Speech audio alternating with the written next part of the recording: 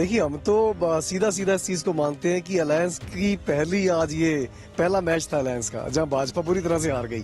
तो इसका संदेश जो है अब ये सिर्फ चंडीगढ़ नगर निगम का चुनाव नहीं रह गया, पर अभी तो ये चुनाव से ही भाग गए आज। मतलब बीजेपी कितनी कायर हो सकती है, इसका एक नया इन्होंने आज रिकॉर्ड कायम किया।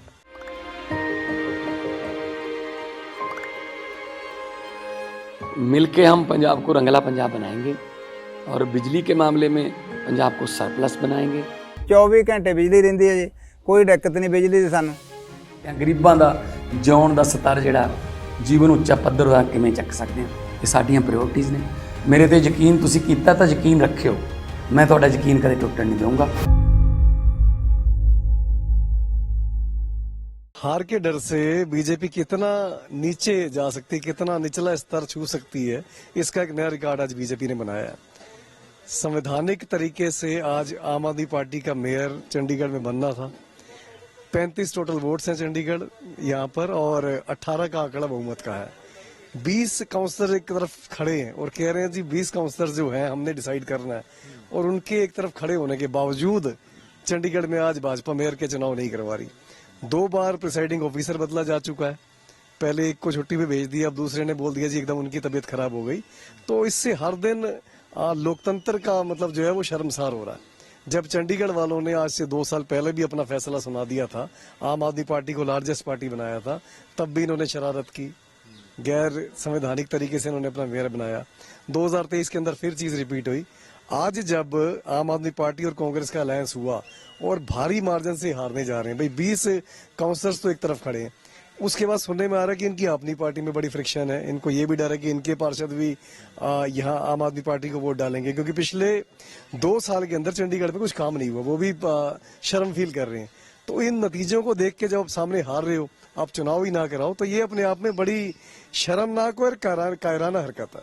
कोर्ट से उम्मीद है आपको? कोर्ट गए हैं? बिल्कुल, अब कोर्ट का ही रास्ता बचता है। हमने कोर्ट में हियरिंग के लिए वहाँ अपील लगाई है और कोर्ट से उम्मीद है कि वहाँ से कोई ना कोई रास्ता निकलेगा। क्या लगता है, जैसे कल भी आप कोर्ट गए थे, कोर्ट ने रास्ता दिखाया कि जी बिल्कुल, कोर्ट ने बिल्कुल न्याय व्यवस्था बहाल रखने और निष्पक्ष तरीके से चुनाव कराने के निर्देश दिए थे, पर अभी तो ये चुनाव से ही भाग गए आज। मतलब बीजेपी कितनी कायर हो सकती है, इसका एक नया इन्होंने आज रिकॉर्ड कायम किया। तो दूसरा सर, गठबंधन पंजाब या पंजाब की इंचार्ज भी है, तो जिस तरह से पंजाब के कांग्रेस लीडरों की आ रही है बयान, बाजवा साहब ने जिस तरह से कल बोला है कि सीएम साहब दोनों के लिए यूज किया है कि बड़े वो हैं, तो इसको किस तरह से देखते हैं सर? क्या लगता है कि इस तरह से किस तरह इंडिया गठबंधन चलेगा?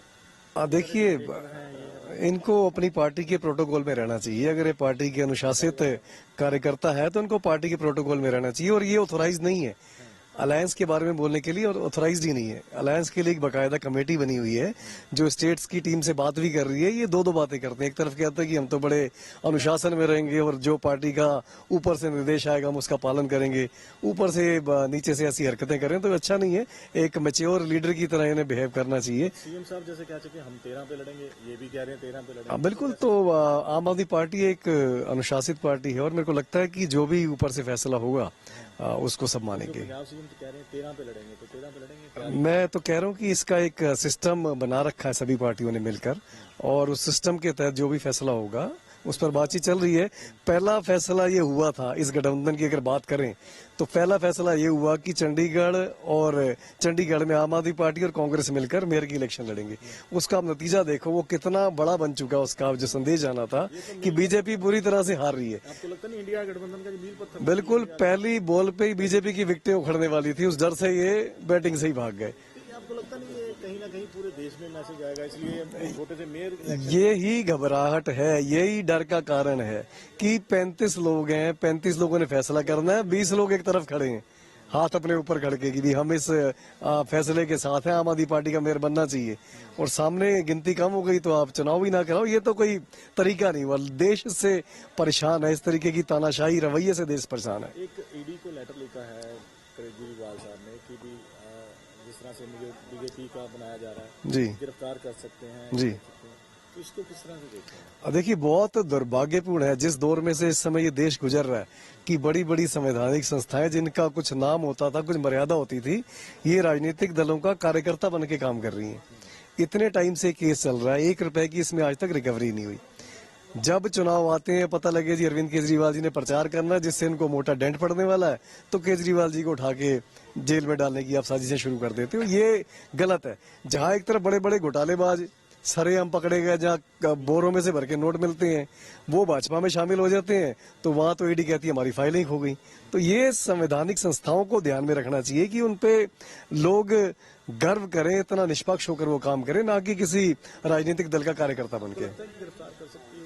देखिए अभी तो इस देश में कुछ भी हो सकता है, जो माहौल चल रहा है, और देश भी इस चीज को इससे सबक ले रहा है कि जल्दी से जल्दी इस तानाशाह सरकार को हम सबक सिखाएं, जिसका आप एक ताजा उदाहरण आज चंडीगढ़ में देख रहे हो कि लोग खड़े हो चुके हैं और लोगों ने अपना फैसला सुना दिया है और ये हार के डर से आज भाग रहे हैं। अगर यहाँ पे कुछ जैसे कह रहे हो कि गड़बड़ होगी, नहीं होने दिया, बनने दिया, तो क्या लगता है 2024 में इसका इम्पैक्ट पड़ेगा? देखिए हम तो सीधा सीधा इस चीज को मानते हैं कि अलायंस की आज ये पहला मैच था अलायंस का, जहां भाजपा पूरी तरह से हार गई और हार के डर से मैदान में नहीं आ रही।